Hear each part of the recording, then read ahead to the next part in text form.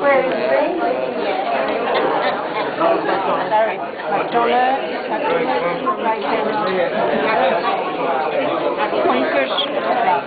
Oh yeah. See you the weekend.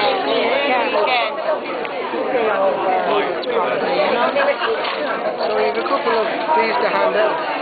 But if you want information, we can send it if you want. It's up to yourself. So you give me this That's Billy's address. That's it. And that's his phone number. Okay. Whose address is that? That's the president of the IRB. That's Billy McGuire. And he lives in Limerick. He lives down in Askeaton. His father was the president before him. It was his family who funded the whole revolution. Funded the revolution? They funded everything. They funded the setting up of not the revolution. They funded the setting up of Dáil Éireann and the Dáil Éireann courts. They gave £1 million at the time. 1917. They bought Vaughan's Hotel in Parnell Square. That was the headquarters of the IRB. Hotel? Vaughan's Hotel. It was called Vaughan's Hotel at the time. Vaughan's. 29. Yes. Vaughan's Hotel. That was HQ of the IRB. And where was that now, Vaughan's Hotel? Was it on the square? Past the Teachers Club, up the top on the left. And up Number 29, Granby Road. 29 Granby Road was... That's where the state, the Sovereign Republic of Eire was founded. That's where it all began. See, you ask any member of the Oireachtas or Independence Day, and they can't tell you. Ask them when and where the state was founded. They don't know. Because even they have been engineered out of... The history's been engineered out of them. They don't know anything. They really don't. That was, the example of that was on Vincent Brown last Thursday, or Friday, whatever. I think it was Thursday. Some of that, yeah. Well, Richard Beale had asked the question to 4 members of the Royal Oireachtas, what's your Independence Day? Not one of them knew. They didn't know. That's how embarrassing this is. Everybody knows America's Independence Day, but, well, I think the country is aware of Ireland's Independence Day now.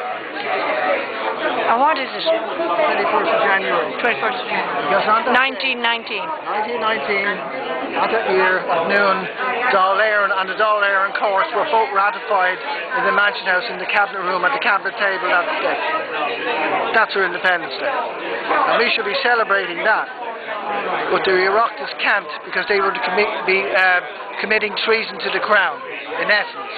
Well, you see, when you follow the history of the revolution in Ireland, we were still under the control of Britain. They still had the ports up to 38 or something. If they still in control here. If they deem the ports are to their, need, they'll take them. They'll invade this country militarily. But what they're doing, they have invaded it financially. They have invaded this country surreptitiously, silent coup d'etat. That's what's happened. Through austerity, corporate takeover via KPMG. Okay? That's how they've done it, because there are no Irish banks. All the banks are under the Rothschild cartel in this country, as it is all over the world. Yeah. You know? Yeah. You ask a bank for their license, they can't give you a license. They can't show. Only a sovereign government can issue licenses, collect taxes, make appointments, and appoint a judiciary. And the legitimacy today is given to the legal fraternity because people don't know. It's done by tacit acquiescence. Has any legal done a thesis on this? Well, they should. They should. If they're genuine, they should. Yeah. One should throw this out to Trinity and UCD and ask them the legal should do a thesis on it and research. What you see, research that from right way back. Well, we may do a book because none of these historians or legalese will get their works published. Even Dermot Ferret has stated that we won't get our books published if we print the truth. Really? Who's going to print it? Who's going to print these books? Who will print the book stating the facts? Who will do that? Because one can do it undercover in some way. Oh, we'll do it. We'll do it all right. Do it outside of this country. Sure. And Mercier has all this information. They have it. They all have it. They all have the information, but they won't release it because they're getting paid. They're getting big commissions. They're getting paid. They're getting paid. The status quo. They won't rock the boat. They ain't rock. They're not going to bite the hand that feeds them. That's the bottom line.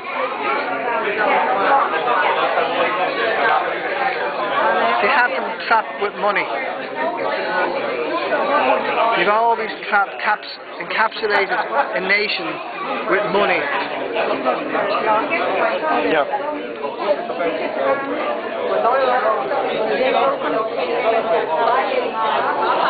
Do you want to capture me going over? You can press the big one. Okay, that's recording now. That's recording now. Yeah.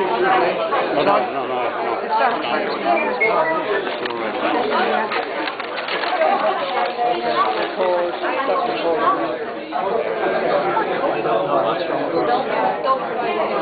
Maybe it is recording. It's recording now. Okay. So I'm going to go over to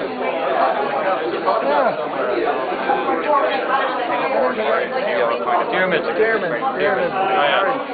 I'm going to stay. Now, you see, the IRB never disbanded. Stereoscopic vision. Here. Right. I think he states in the book that he made that he disbanded the IRB. He didn't have the right to do that because he wasn't a member of the Supreme Council. Sure. And only the Supreme Council can do that. So here's the proof that the IRB is still in existence. And the president is Billy Maguire. He lives in Limerick. It's a secret organisation. You tell us who its leadership is. No, it's not. Well, it was secret to the Crown at that time. All right. It shouldn't be secret to the present day situation. The people of Ireland today. It shouldn't be. If it is, we're in a very bad situation. We are in a very bad situation. And we are in a bad situation. Our water is being sold out to and people are being suppressed all over the country. So it is a very bad situation. But we can get it back. This is the way you're doing it. Yeah. But most people kind of say, no, you can't do it. It's easy. If, for example, Richie Boucher, there are no banks of Ireland. They're all under the Crown. Every one of them. But the reality is that there are. Whether you want to acknowledge them or not, they do exist. No, they do exist, but they're chartered under the Crown, under the Rothschilds. So Richie Boucher was asked, as was Archie Kane at the AGM, where's your licence? You can't produce a licence. It's only a sovereign government can issue licences, collect taxes, make appointments, and appoint judiciary. You're supposed to have a licence for a dog. But if I have a dog and he's biting you, and you're going to ask if I have a licence, it's not going to do any difference, is it? You're still going to get bitten by the dog. Sure. Well, what's the legal licence for a dog? But by law, you're supposed to have a licence. There is a law that says you're supposed to have a licence for a dog. If I had a dog without a licence and it was biting you, the licence wouldn't make a bit of difference to it. You'd still get bitten. And that's the point I'm trying to make. That I'm not disputing what you're saying about the legality or, the antecedents or whatever of it. But the fact is they're there, and they have the police behind them, they have the state behind them, and they're screwing us. I know that. Well, you see, I know you know that. If we hold them to their oath, like the guards, they're sworn peace officers, like the guard oath of office. We don't recognise them as police. We don't go to court. I'm in the IRB, right? None of us go to court because they're only British courts. And if you go in voluntarily on foot of a summons or an invitation, you're recognised in the court. So we just return to sender. Okay, so you don't go in voluntarily, what's going to happen? It disappears. Oh, it's not going to disappear. They're going to come knocking on your door. Oh, I know. Yeah, that may happen. It will happen. I know people, I do this all the time in my lifetime. It's like if they knock on your door and if you broke law, not legal. If you broke law, committed a crime, harm, loss, and injury, should be rightfully arrested. But on foot of allegations of offending acts, licenses, double yellow line and so forth, they're only acts under the Crown. And if you want to recognise that as law, well, that's what gives it But if legitimacy. you don't recognise it, what's going to happen? Well, They will come into your house and take you eventually. if you return to sender some indications to go to court within a certain time period, usually within a number of days, usually within 3 days, it's only an offer of the contract. Once you return that offer, it's null and void. It goes back, and it's business. It goes back to the clerk, and it has to be billed. Well, we've had this discussion before. I'm sorry, I don't agree with it. Okay. I don't think it's the reality. I'm not hostile to what you're saying. I'm not,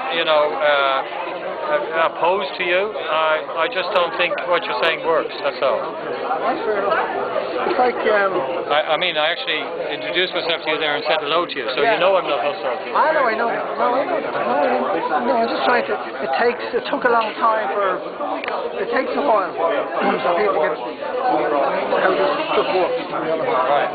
And how they trap you into it is give you a title of Mr., Mrs. and Miss. That's the title under the Crown, and if you agree to that, if you recognise that, Okay. that kind All the best anyway. Okay, they appreciate it anyway. Right. But that's the scenario. I want to give it to Shane.